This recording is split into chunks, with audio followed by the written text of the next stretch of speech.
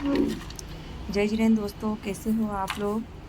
मैं इंदौरी दिव्या की रसोई से आज हम हिमाचल की बहुत ही प्रसिद्ध डिश बनाएंगे जिसे सिड्डू कहते हैं। वैसे तो ये विंटर में खाया जाता है, पर आप इसे गर्मी में भी बना सकते हैं और ठंड के मौसम में भी। हर सीज़न में ये बहुत अच्छा लगता है खाने में।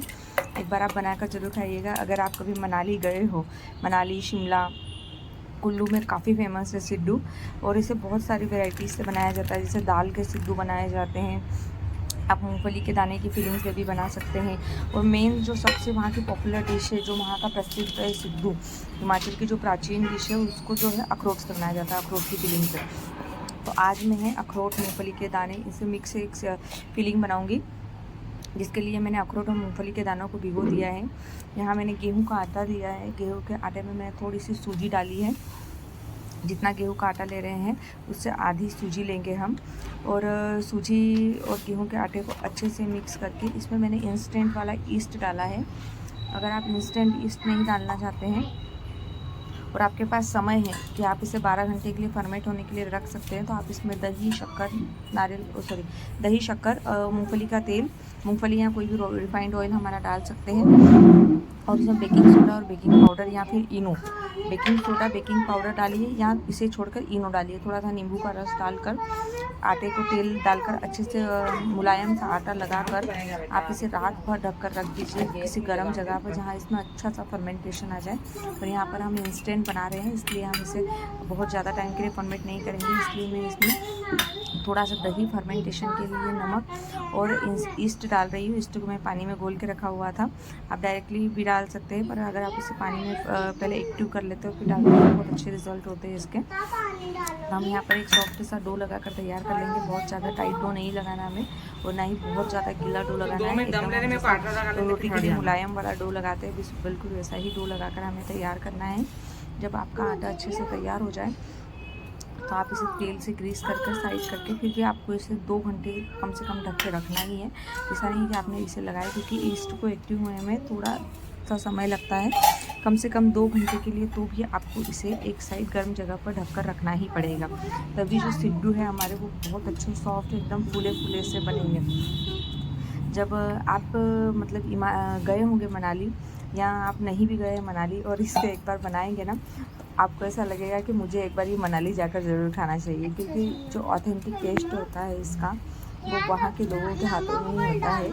ताकि मैंने जो ये बनाए हैं इसमें भी आपको बिल्कुल वही टेस्ट आएगा, पर वहाँ पर जाकर जो खाने का जो मज़ा है ना, वो अलग ही है। और ख़ास तो ठंड, मतलब वहाँ पर तो हमेशा ही क्लाइमेट ठंडा रहता है, और जब हम विंटर्स में जब स्नोफॉल होता है, जब जाते हैं, तब तो मतलब वहाँ आप एकदम ठंडी ठंडी में गरम गरम सिड्डू, धुआं निकलता है, और सिड्डू भी डालकर खाओ अखरोट की चटनी के साथ, तो उसका जो मज़ा है ना, वो जन्नत से कम नहीं होता है। तो आप जब भी मनाली जाए तो सिड्डू ज़रूर ट्राई करें, और आप अच्छी शॉप पर ही खाइएगा, क्योंकि वहाँ पर क्या है कि बहुत तरह के लोकल सिड्डू, जो मतलब दाल वगैरह के भी होते हैं, कुछ जिनमें टेस्ट नहीं होता। कोई बोलते हैं कि अरे बिल्कुल भी सिड्डू पसंद नहीं आया। तो वहाँ का जो ऑथेंटिक और जो रियली जो मतलब वहाँ के ऑथेंटिक तरीके से बनाया हुआ सिड्डू है ना, वो आप खाइएगा, जो शुद्ध घी के साथ आपको परोसा जाता है, अखरोट की चटनी के साथ परोसा जाता है। वैसे तो वहाँ पर बहुत सारी आलू की फिलिंग वाले सिड्डू भी मिल जाएंगे आपको बहुत ज़्यादा, वो बिल्कुल भी टेस्ट में अच्छे नहीं लगते हैं। दाल वाले सिड्डू भी बहुत अच्छे लगते हैं, मैंने वो भी बनाए हैं एक बार। उड़द की दाल को भिगोकर पीस कर मैंने उसको बनाया हुआ है। अब हम यहाँ पर चटनी की तैयारी कर लेते हैं, जो उसकी फिलिंग बनाएंगे।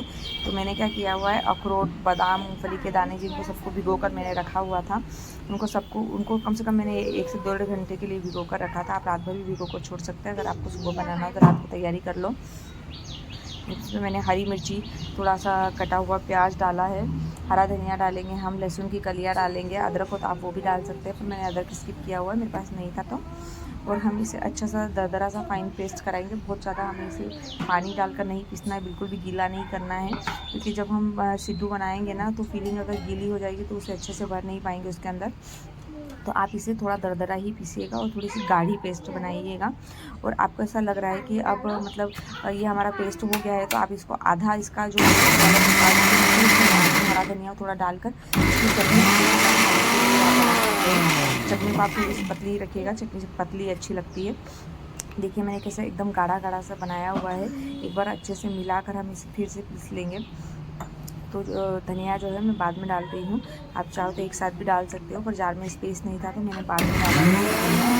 तो जब हमारा ये जो पेस्ट है वो अच्छे से तैयार हो जाएगा, इसे हम साइड में कर लेंगे और इधर हम सिड्डू की तैयारी करेंगे। आप इसमें मोमोज़ वाली चटनी बना सकते हैं। मोमोज़ की चटनी ऑलरेडी मैं अपने चैनल पर जो है अपलोड कर चुकी हूँ, आप देखिएगा। बिल्कुल वैसी ही चटनी के साथ इसको खाया जाता है। सिड्डू आप इस चटनी के साथ भी इसे परोस सकते हैं। अखरोट की चटनी के साथ आप ग्रीन हरे धनिया पुदीने की चटनी बनाकर उसके साथ भी इसे सर्व कर सकते हैं। पर ये मोमो की चटनी अखरोट की चटनी के साथ बहुत ज़्यादा टेस्टी लगता है खाने में। प्याज इसमें ऑप्शनल है, आप डालना चाहें तो डाल सकते हैं, अगर आप नहीं डालना चाहें तो आप इसे स्किप भी कर सकते हैं। जैसा आप तीखा पसंद करते हैं उसके अकॉर्डिंग आप इसमें मिर्ची डालिए। लाल मिर्च अगर आपका मन है तो आप इसमें लाल मिर्च भी डाल सकते हैं, पर मैंने इसे सिर्फ हरी मिर्ची ही डाली हुई है।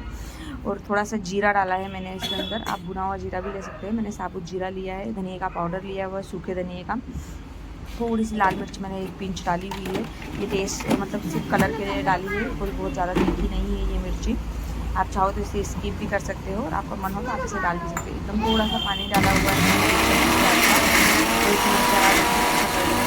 पानी मत डालना क्योंकि प्याज में भी पानी होता है। और जब हम नमक और हाँ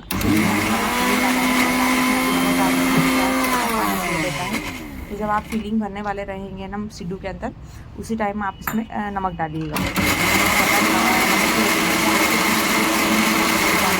पतली हो जाएगी और सिड्डू बनाते टाइम आपको बहुत दिक्कत होगी।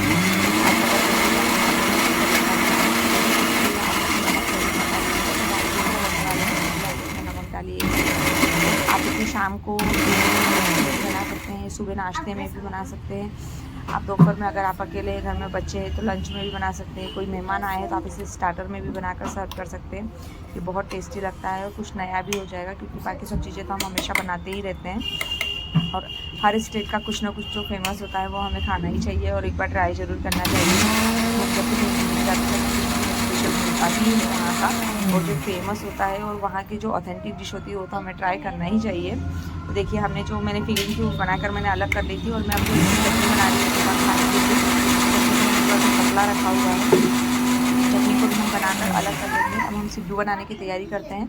तो जो हमारा आटा है उसे हम मुलायम सा मैश कर लेंगे, मसलते हुए जो है एक बार फिर से सेट कर लेंगे, क्योंकि आटे को हमें बहुत ज़्यादा भी नहीं मसलना है, वरना जो उसमें एयर आया है, फर्मेंटेशन आया है, वो ख़त्म हो जाएगा। और एयर फर्मेंटेशन अगर ख़त्म हो जाएगा ना तो सिड्डू बनाते टाइम हमारा सिड्डू अच्छे से नहीं फूलेगा, इसलिए हमें इसे बहुत ज़्यादा नहीं करना है। अब मैंने क्या किया है, आप चॉपिंग बोर्ड या फिर जो हमारा किचन का स्लैब होता है उस पर ही हाथ में थोड़ा सा तेल लगाकर एक लोया बनाकर इस तरीके से हाथ से ही उसे फैला कर बड़ा कीजिएगा। बेलन का इस्तेमाल मत कीजिएगा। और जो हमारी अखरोट की फिलिंग हमने बनाई हुई थी उसे इस तरीके से अंदर हम बिल्कुल फिल करेंगे। गुजिया की तरह ही फिल करना है हमें, आलू के पराठों की तरह नहीं करना है, गुजिया की तरह फिल करना है हमें। एक साइड में हम फिलिंग भर लेंगे और दूसरी साइड से उसे चिपका कर बिल्कुल इस तरीके से सेट करते हुए अंदर की साइड दबाकर मोमोज का जो शेप होता है ना, बस ये कि ये साइज़ में बड़ा है, मोमोज के शेप की तरह ही हम इसे बंद करते हुए चले जाएंगे। एक साइड से खींचेंगे और इस तरीके से बिल्कुल सील कर देंगे। अगर आप इसे थोड़ा भी खुला रखेंगे ना तो फीलिंग इसकी जो है वो स्टीम होते टाइम बाहर आ जाएगी। और देखिए बिल्कुल बढ़िया सा सिड्डू बनकर हमारा तैयार हो जाएगा। तो थोड़ी सी लेयर हमें मोटी ही रखनी, इसकी ऑयलिंग करना है हमें, इसके ऊपर ऑयल का हाथ लगाते हुए आप इसे बनाइएगा।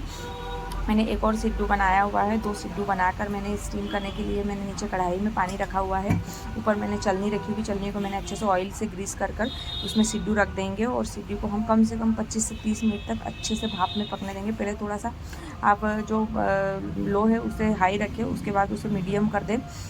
मीडियम टू लो फ्लेम पर ही हमें इसे 25 मिनट तक स्टीम करना है।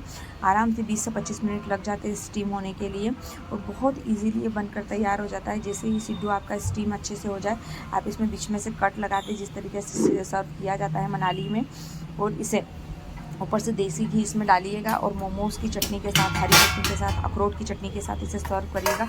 बहुत टेस्ट लगता है, तो बिल्कुल डबल हो जाते हैं ये। मैंने एक चीज़ वाला गोल सिड्डू भी बनाया था अपनी बेटी के लिए, तो ये फूल कर बिल्कुल आप देखेंगे कि ये डबल हो जाएंगे और छूने पर बिल्कुल हाथ में आटे जैसा भी नहीं लगेगा और बिल्कुल पक जाते हैं ये।